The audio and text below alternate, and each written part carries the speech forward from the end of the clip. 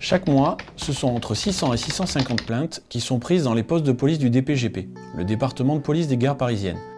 Ces postes sont implantés dans les gares, ainsi qu'au sein du complexe Châtelet-Les Halles. Les plaintes les plus courantes en Ile-de-France concernent des faits de vol, commis avec ou sans violence. Si l'agression vient de se produire, la victime doit se rapprocher rapidement des forces de l'ordre, police, gendarmerie ou autres, afin de donner le signalement des auteurs. S'agissant du dépôt de plainte, elle peut se présenter dans n'importe quel commissariat du DPGP ou dans un commissariat ou une gendarmerie. Il faut déposer plainte pour que la police et la justice soient au courant d'un fait, afin que des investigations puissent être menées, que les auteurs soient recherchés et appréhendés.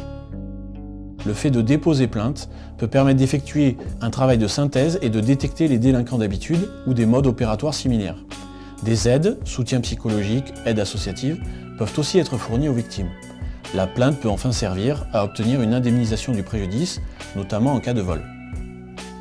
Contrairement aux idées reçues, il n'y a pas vraiment de délai pour déposer plainte, mais il est recommandé de le faire le plus rapidement possible, car si les lieux disposent de caméras de vidéosurveillance, et c'est le cas dans les gares et stations de métro, le temps de conservation des bandes vidéo est limité.